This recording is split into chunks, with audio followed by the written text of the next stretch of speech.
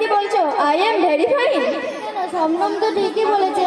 তাছাড়া তোর মনে নেই যখন আমরা স্কুলে যেতাম, মাস্টার মশাই আমাদেরকে বলতেন যখন কারোর সাথে সাক্ষাৎ হবে hi hello how are you এসব বলতে।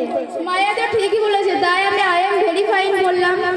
আরে ছাড়ো তো, যিনি তোমার আমার থেকেও বড় শিক্ষক হযরত মুহাম্মদ সাল্লাল্লাহু আলাইহি সাল্লাম হাদিসে বলেছেন আসসালামু ক্বাবলাল কালাম, অর্থ কথা বলার পূর্বে সালাম করো।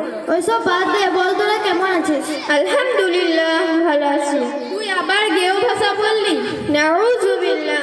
আলহামদুলিল্লাহ কে গেও ভাষা বলছো কেন? বলবো না? তুই কি জানিস না যখন কেউ বলবে হাউ আর ইউ বা তুমি কেমন আছো তখন বলতে হয় আই এম ভেরি ফাইন। এই কথাগুলো বাদ দিয়ে তুই ওই গেও ভাষা বলছিস কেন তুমি জানো না?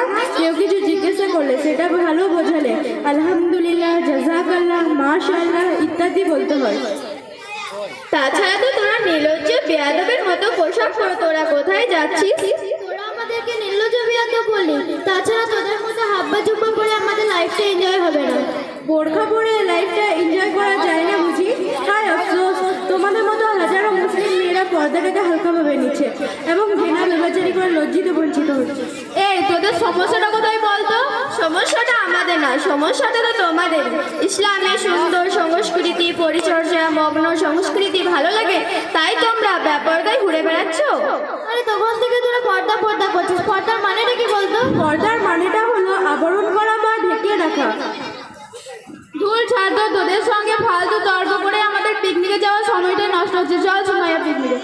দাঁড়াও বোন, আজান দিয়েছে, নামাজের সময় হয়ে গেছে, নামাজটা পড়ে নিলে ভালো হতো না? কি বললি? আমি নামাজ পড়বো? আর আমি নামাজ পড়ে কার কাছে মাথা নত করবো? আল্লাহকে তো দেখা যায় না, আল্লাহকে আমি কিভাবে বিশ্বাস করবো?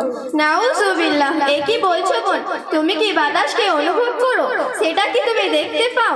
তাহলে সেগুলো তুমি কেন বিশ্বাস করছো? আচ্ছা নামাজ পড়ে কি এমন হবে?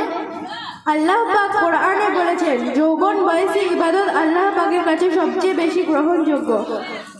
তোরা তো দেখছি ইসলামের সম্পর্কে অনেক কিছু জানিস, তোদেরকে আমরা কিছু প্রশ্ন করতে চাই। হ্যাঁ অবশ্যই করো। কি আমাদের দিন কি আল্লাহ তাআলা আরশের নিচে ছায়া দেবেন? হ্যাঁ অবশ্যই দেবেন। কাদেরকে ছায়া দেবেন? আল্লাহ তাআলা কিয়ামতের দিন 7 শ্রেণীকে ছায়া দেবেন। 1, যারা দুনিয়াতে ন্যায় বিচার করে। 2, যে যুবক যৌবন কাল থেকে আল্লাহর ইবাদত কাটিয়ে দেয়। 3, ওই ব্যক্তি যার হৃদয়টা মসজিদের সঙ্গে যুক্ত থাকে। 4, যে শুধুমাত্র আল্লাহকে ভয় করে বলে প্রেম ভালোবাসা ত্যাগ করে।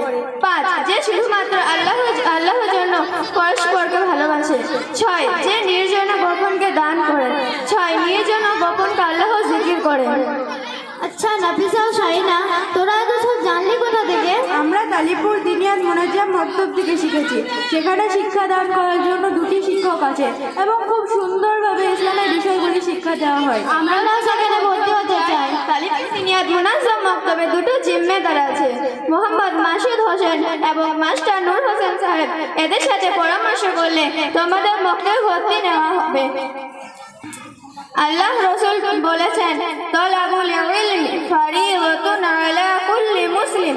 ইলমে দ্বীন শিক্ষা করা প্রত্যেকটি নর এবং নারীর উপর ফরজ আইন। আল্লাহ তাআলা আমাদের সকলকে ইলমে দ্বীন শিক্ষা করা ফরজ আইন।